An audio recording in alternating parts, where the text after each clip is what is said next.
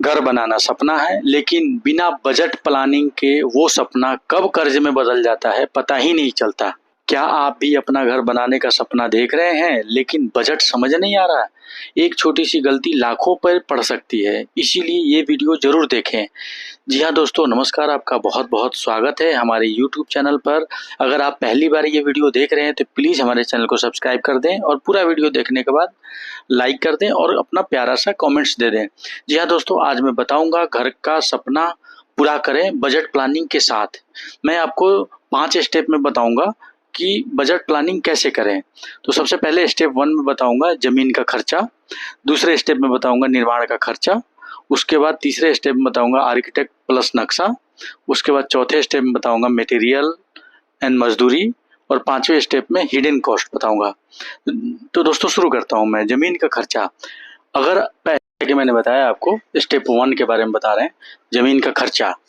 तो अगर आपके पास ज़मीन नहीं है तो सबसे पहले उसका बजट बनाइए।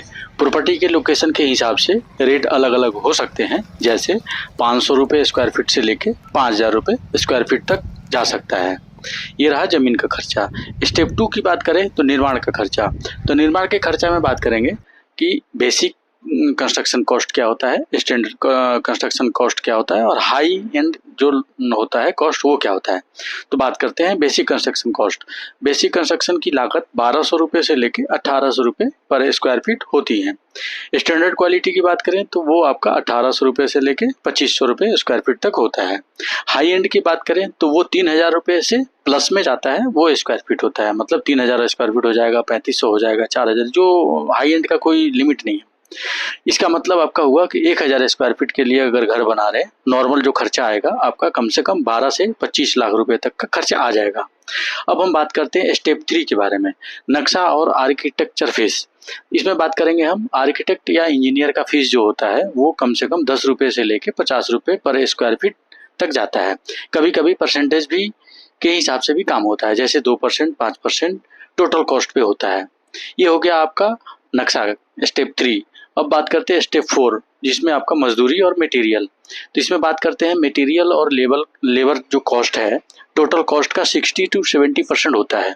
अगर मान लीजिए आपका 10 लाख का टोटल घर का बजट है तो उसमें कम से कम 6 लाख से 7 लाख रुपए तक लेबर कॉस्ट और मटेरियल का आ जाता है। इसमें आपका आएगा ईंट, सीमेंट, सरिया, रेत, wiring, plumbing, electrical, A to Z काम हो जाएंगे इस पे। अब हम बात करते हैं हिडन कॉस्ट। हिडन कॉस्ट क्या क्या होता है? इसमें आपका हो जाएगा approval fees, water electrical connection, furniture and finishing, GST, सरकारी टैक्स जो होते हैं जैसे नक्शा पास वगैरह कराना, इन सब का भी बजट तैयार रखें।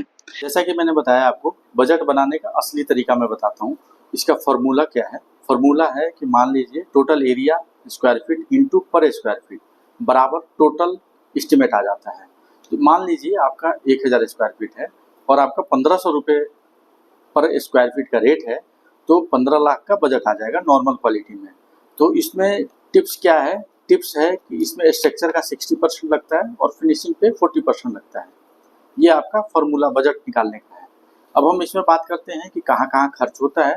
तो कहाँ कहाँ खर्च होता है कि नींव और स्ट्रक्चर में आपका 40 से 50% खर्च हो जाता है, सीमेंट और स्टील में 30% खर्च हो जाता है, ईंट, रेत और बजरी में 10 से 15% खर्च होता है, फिनिशिंग में जैसे पेंट का काम, टाइल का काम कराएंगे तो 20 से 30% लगता है। अब इसकी इलेक्ट्रिकल और प्लम्बिंग का काम कराएंगे तो 10 से 15% लगता है। तो ये खर्चा यहाँ यहाँ लगता है। और फार्मूला निकालने का घर बनाने के लिए, तो ये आपका स्क्वायर फीट हो जाएगा, प्लस आप स्क्वायर फीट क्या रेट है वो लगा दीजिए, उसका टोटल एस्टिमेट निकल जाएगा। तो ये आपका एस्टिमेट निकल जाएगा 15, अगर 1000 गज का है, 1000 स्क्वायर फीट का है, तो आपका 15 लाख का बजट आ जाएगा लगभग।